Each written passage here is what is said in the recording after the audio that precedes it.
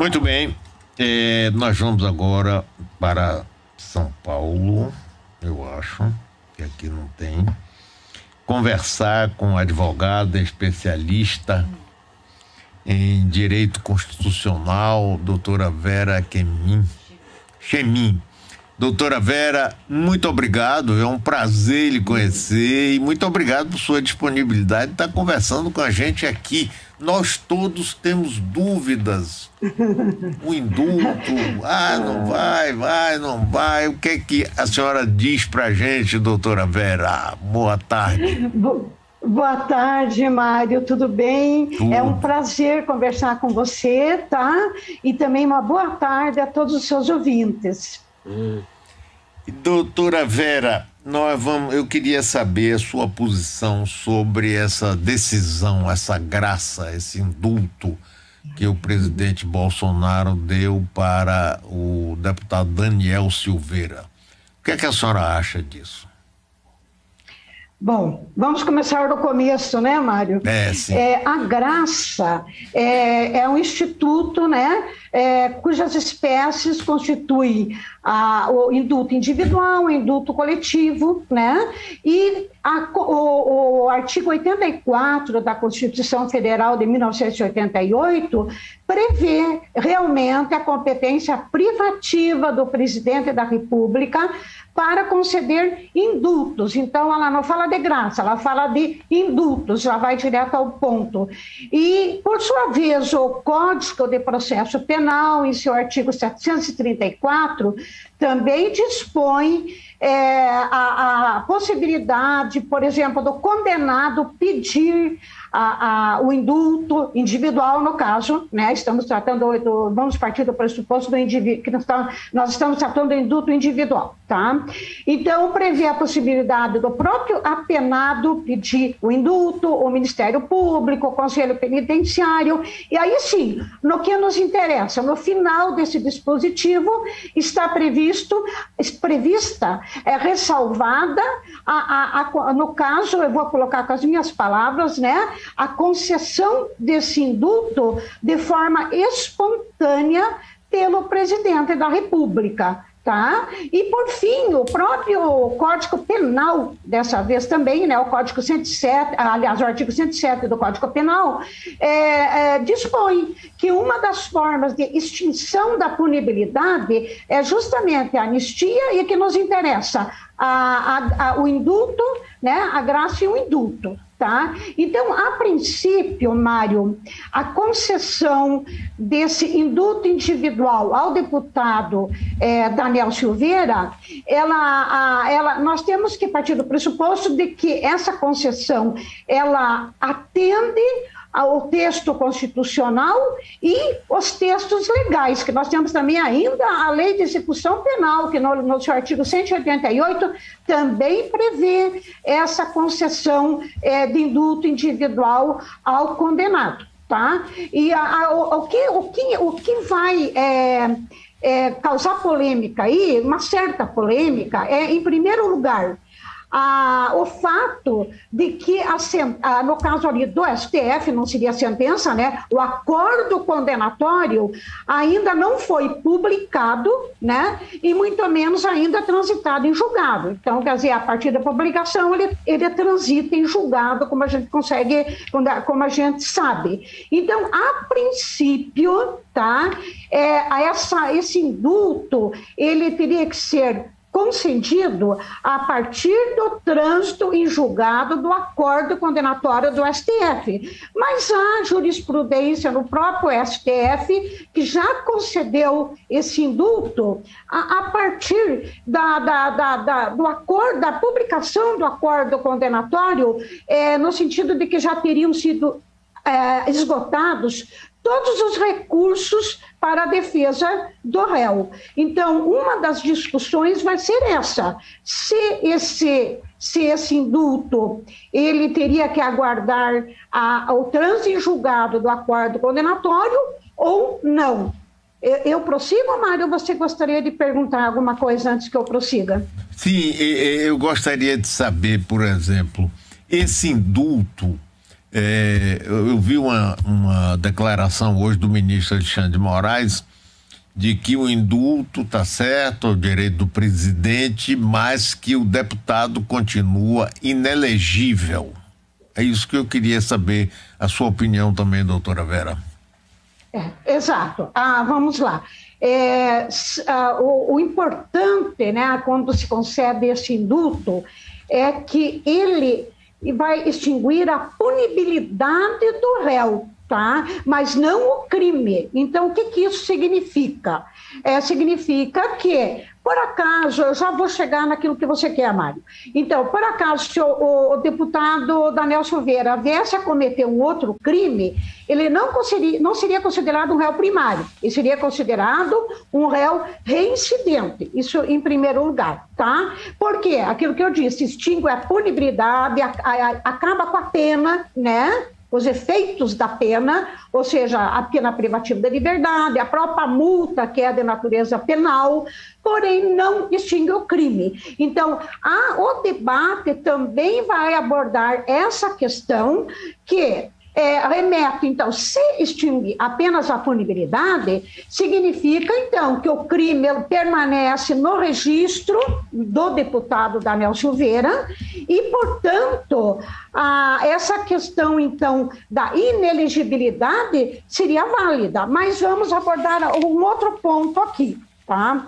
A lei da ficha limpa, o que ela prevê?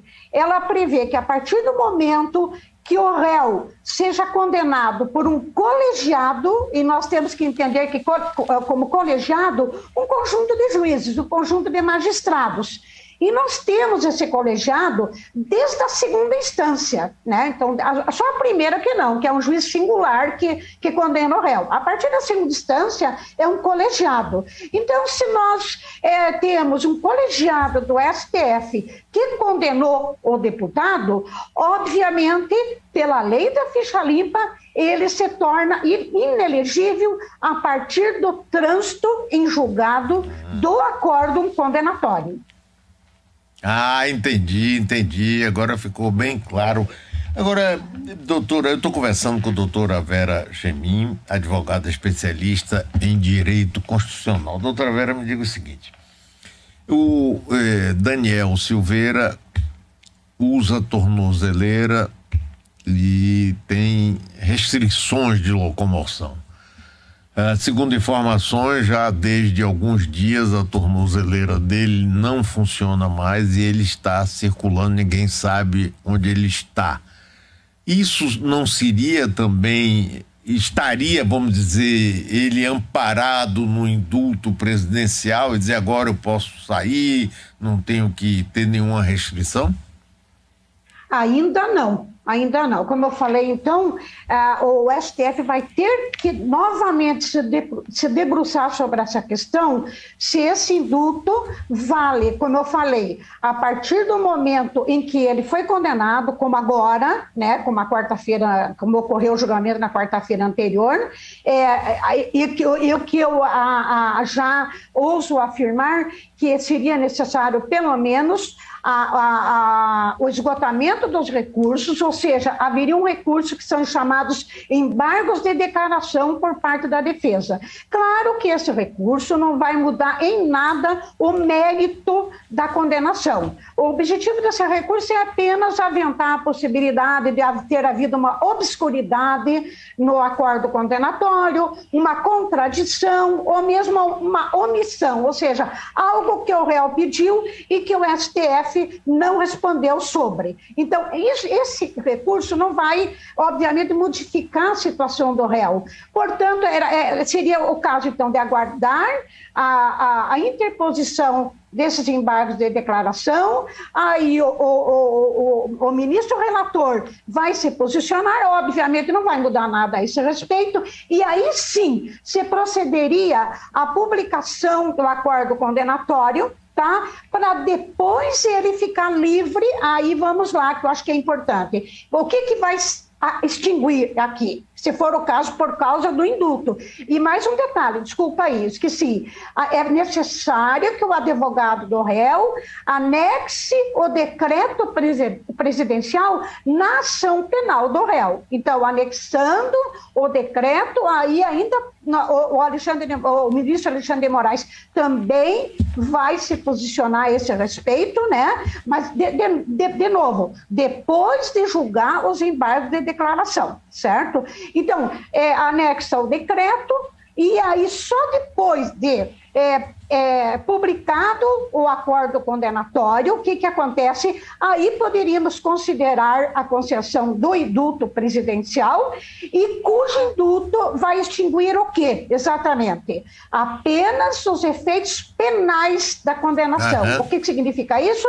Extingue a pena privativa de liberdade, né, que é de 8 anos e 9 meses, extingue a multa de natureza penal, quero deixar bem claro aqui, que é a multa que está prevista no tipo penal, nos tipos penais em que ele foi enquadrado, então está prevista lá no Código Penal, então extingue a pena de natureza penal, aí vem a resposta à sua questão, aí extingue as penas restritivas de direito, que são justamente o uso da tornozeleira eletrônica, a proibição de sair à noite, a restrição à ida a determinados locais. Então, somente a partir daí que ele vai ficar livre de cumprir com essas determinações, ou seja, com essas medidas cautelares. Mas é claro, isso depois que o Supremo declarar que esse decreto seria constitucional. Só para colocar mais um adendo aí, preciso também esclarecer que, como eu falei, a concessão do indulto é uma competência privativa do presidente da República prevista na Constituição. Agora, o que compete ao Poder Judiciário, e nesse caso ao STF, é exercer o controle judicial no sentido de verificar se há alguma inconstitucionalidade no decreto ou uma ilegalidade no decreto presidencial. Então, presume-se a isso, a função do Poder Judiciário, ou no caso do STF, tá? Então, não havendo nenhuma ilegalidade, principalmente nenhuma inconstitucionalidade, o indulto é ratificado no caso que, pelo que tudo indica, pelo plenário do Supremo Tribunal Federal, e nesse caso, Daniel Silveira ficaria livre dos efeitos penais do acordo condenatório. Com exceção, é claro, como a gente já colocou, da perda do mandato, que aí nós temos uma longa discussão, e da suspensão dos direitos políticos também. Muitíssimo obrigado, doutora Vera. Foi um enorme prazer conhecer a senhora e os esclarecimentos fantásticos. Eu espero que tenhamos outras oportunidades de conversar, viu? Muito boa tarde, muito obrigado mesmo. Eu que agradeço, Mário, a confiança, e foi um prazer falar com você, e até a próxima, eu também aguardo, tá? Um abraço aos ouvintes também. Muito obrigado.